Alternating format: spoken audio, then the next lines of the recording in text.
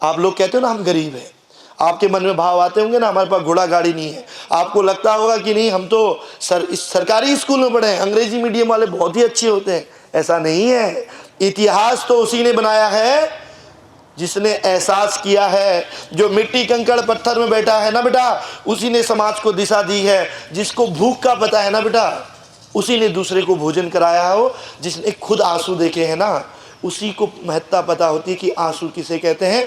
आप सौभाग्यशाली हैं, आप सौभाग्यशाली हैं अगर आप एक मध्यम परिवार में पैदा हुए हैं। आप सौभाग्यशाली हैं अगर आप इस विद्यालय में पढ़ रहे हैं, क्योंकि आपके अंदर वो एहसास होगा, वो आभाव का पता होना चाहिए।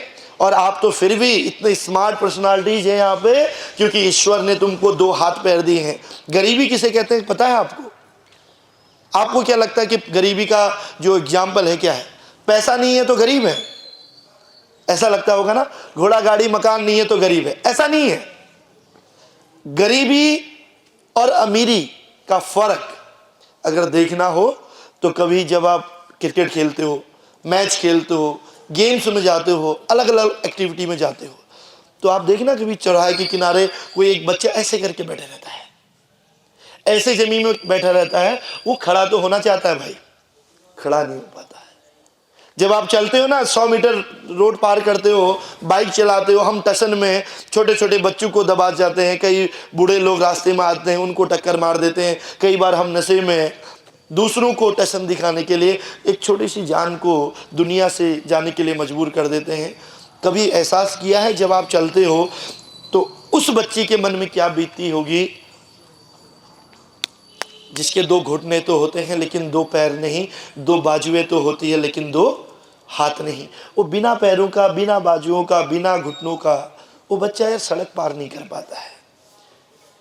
और ईश्वर ने हमको हाथ पैर दिए हैं। हम यहाँ नहीं, हम 7 समंदर पार जा सकते हैं। हम 10 किलोमीटर नहीं 10,000 किलोमीटर जा सकते हैं। हम मिट्टी कंकड़ पत्थर में बैठ के भी आसमान में उड़ सकते हैं, क्योंकि ईश्वर ने हमको सबसे बड़ी ताकत दी है। वो ताकत है हाथों की, वो ताकत है पैरों की, वो ताकत हमारे माँ बाप ने हमें जन्म दिया है। हम चल फिर सकते हैं, इस दुनिया को बदल सकते हैं। केवल आवश्यकता है अपने आप को पहचानने की और कभी महसूस करना बेटा उस बच्चे को जब आप सड़क पार कर रहे हैं। वो 10 मीटर नहीं घिस पाता, आप 10 किलोमीटर चले जाते हो। वो उठ नहीं पाता, आप उड़ के आसमान में जा सकते हो। तो आप सोचिए ना, वो बच्चे को अगर कोई हिट कर दे, कोई नशे में गाड़ी चलाए, और वो बच्चा जब दुनिया से छोड़ के जाता है तो उसके मुंह से फिर एक शब्द आता है और वो शब्द होता है माँ। वो अपनी माँ को, क्योंकि बच्चा एक ऐसा होता है जन्म से लेकर मृत्यु तक सुख दुख में हमेशा एक शब्द मुंह से आता है, वो माँ का होता है। और जब वो दुनिया छोड़ के जाता है ना तो वो यही कहता है कि माँ मुझे इस बात का कष्ट नहीं कि मैं दुनिया छोड़ के जा रहा हूँ। माँ मुझे इस बात का कष्ट है कि अगले बार भी जब मेरा जन्म हो तो तेरे ही घर में मेरा जन्म हो। बस माँ मुझे 2 चीज़ दे देना, मुझे हाथ और पैर दे देना। तो इन बच्चों को बताऊंगा कि हाथों की ताकत किसे कहते हैं, पैरों की ताकत किसे कहते हैं, अमीरी किसे कहते हैं, गरीबी किसे कहते हैं। नाम बताएंगे, क्लास बताएंगे और क्या इम्पोर्टेंस होती है माँ की, और क्या आप इन लोगों को बताना चाहते हैं। मेरा नाम मनविंदर कौर थोड़ा है। सा माइक बेटा ऊपर करके।